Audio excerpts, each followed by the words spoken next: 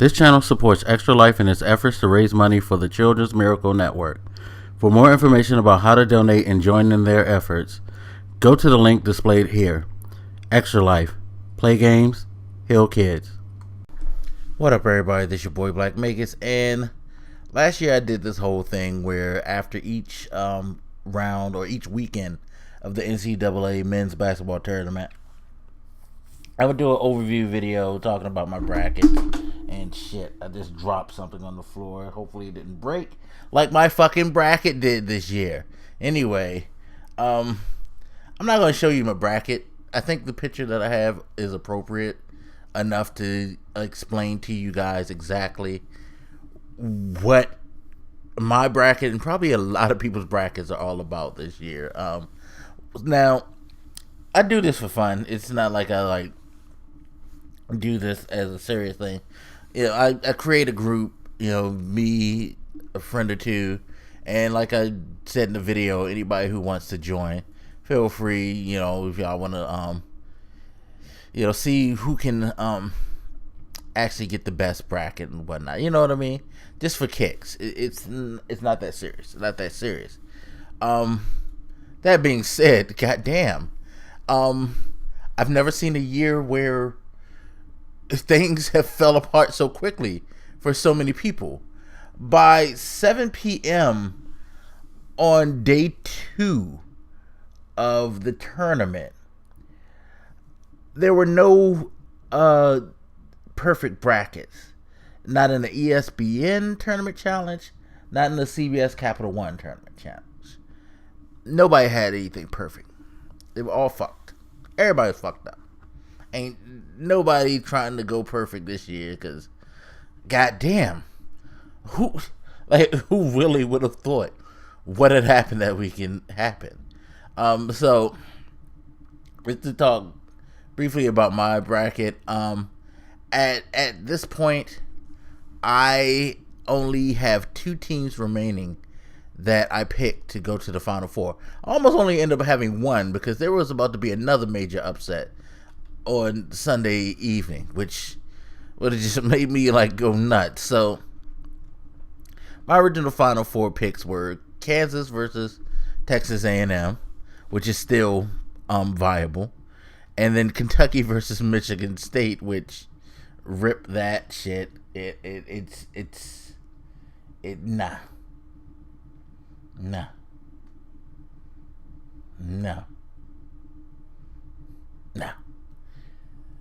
Seriously. So here we go. Let's go through division because this shit is crazy here. So in the Southern Division, Kansas was the number 1 seed. They're the number 1 overall seed, and they pretty much handled things the way that we all expected. Villanova, the number 2 seed, pretty much had a pretty easy going of it too. But once you got past Villanova, it started getting scary. Miami, they struggled with Buffalo. Wichita State tried to make a comeback. I kind of wanted Wichita State to beat them because I don't like Miami because of the ACC rivalry with Duke. But Miami is in there. So that's at least one Sweet 16 team other than Kansas and Villanova that I got.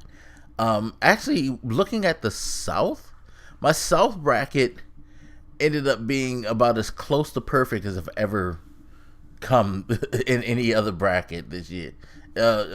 Actually, it's probably, with the exception of Cal losing to Hawaii, which, what the fuck, Cal? What the fuck you losing to Hawaii for? But other than that, I picked that bracket flawlessly.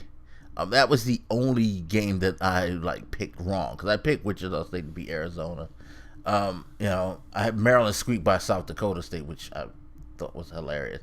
No, I take that back. I lost the Temple game too because I had Temple winning. By the way, Iowa, y'all cheated. Dude pushed off. That was some fucked up shit. So yeah, that one was fucked up. Then you go to the East where UNC's the number 1 seed. They pretty much did their thing and got to the Sweet 16. Xavier, what the fuck? Letting Wisconsin hit that shot. Oh my god. Just decimation. That's a fucking mation. I'd actually picked Pitt to beat Wisconsin too, and I came that damn close to it, but Pitt just didn't have enough to do it. The West Virginia, what? I had West Virginia in the Final 8. Yeah, rip that. I had them in the Final 8. Oddly enough, I had them in the Final 8 against Kentucky. Rip that too. So fuck all that shit. So that bracket was a disaster. Cause fuck. Just fuck me, man. And honestly, I have a fear now that UNC is about to get thumped. So that wouldn't bother me since I didn't have them going any farther. But Indiana may be getting their shit together. They may take out North Carolina. So, I don't know. I'm need Notre Dame to fall back to Wisconsin, so fuck y'all. Let's see. In the Midwest, Virginia did okay. I'm still, like, not understanding Purdue. Why'd you lose in, like, double, triple overtime to Arkansas Little Rock? What was that all about? Fuck you. Ah. And Utah, you just did not show up at all against Gonzaga. What in the hell? And I should have picked Syracuse. My heart wanted to go with Syracuse. I was like, yo, Jimmy Boeheim's going to do something. But I went ahead and picked Dayton, and I failed miserably. Middle Tennessee, the biggest FU of the year. Go to hell. You took out a Final Four team. Fuck you sincerely. How the hell did they lose?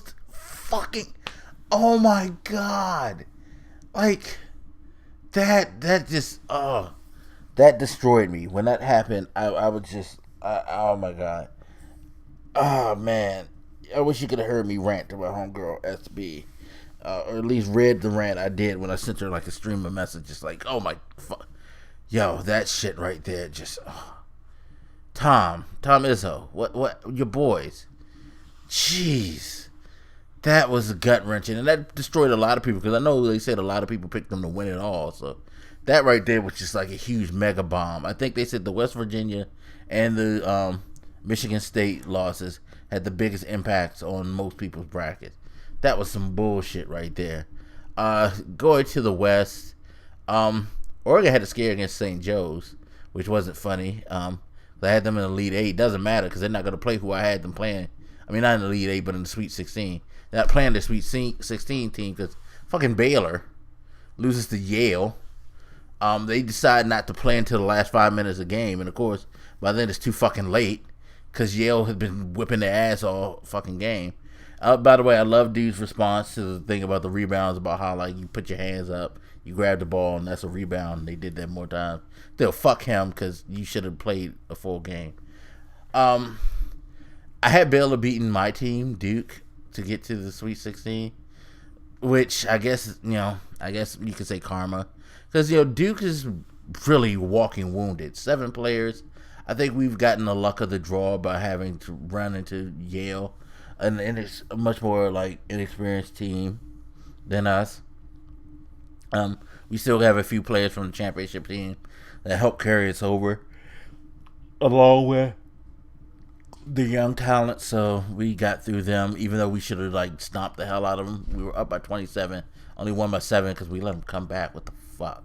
But I don't know how it's going to go against Oregon. At this point, since, like, there's probably no way I could win the bracket challenge in my group or just have any chance of ranking anywhere in the bracket challenge, I'm just fully, like, hoping my team makes that run now. Just fuck it. It's your time to shine. Do it again. Do the impossible, people. I would love to see that. Especially since I know a lot of people hate Duke. And, I mean, hey, what you hating on Mike Krzyzewski for? Anyway, Northern Iowa beating Texas. I actually had picked that, which was crazy. But then they almost beat Texas A&M. That Texas A&M game, by the way, was great. It was really, really good. I actually had VCU beating Oklahoma, and they almost pulled off the impossible, but they didn't get it there. But as it stands now, my Sweet 16, I have 1, 2, 3, 4, 5, 6,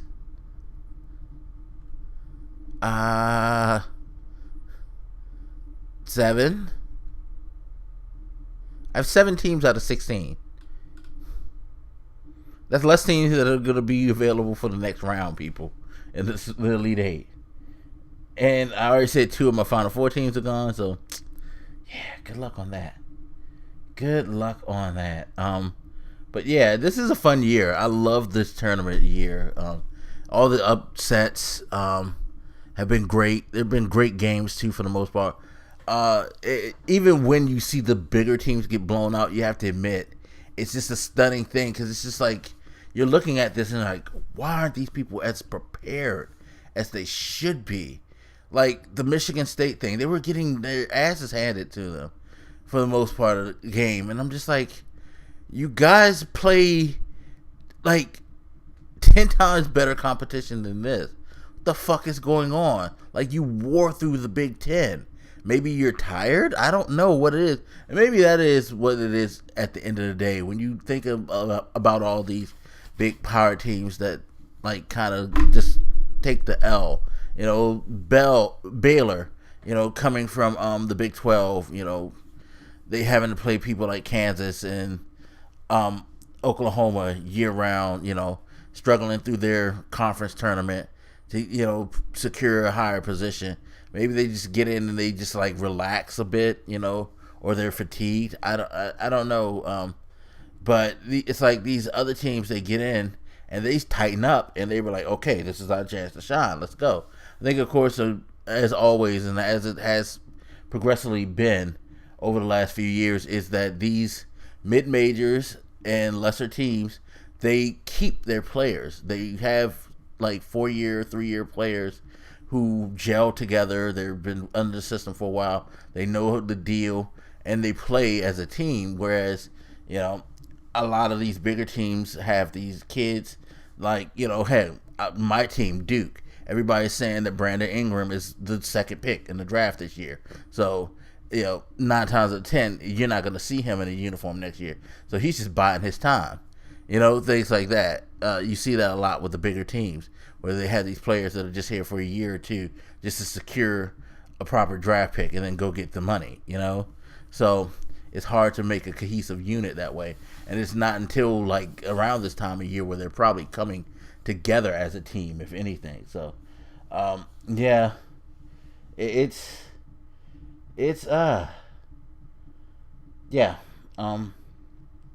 definitely a wild year. I can't wait to watch more. I'm gonna do another video talking about all the games because it's enjoyable. I love this time of year. March Madness, this is what it's all about.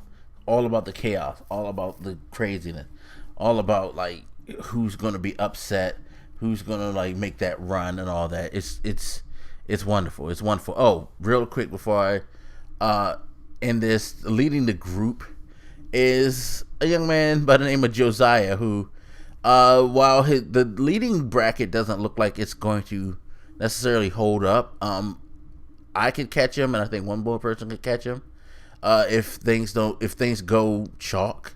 So that could be a tie, but he has another bracket where he's pretty much guaranteed to get 1,200 points. Possibly. Well, I say possibly. I said guarantee, and then I said possibly because there's no guarantees in this tournament. But he's done better than pretty much all of us in this tournament. So hats off to you, sir. But yeah, that's it. So anyway, as always, you guys hit me up. Let me know what you think. And I'll holler at you later. This your boy Blak Magus, and I'm out. Deuces.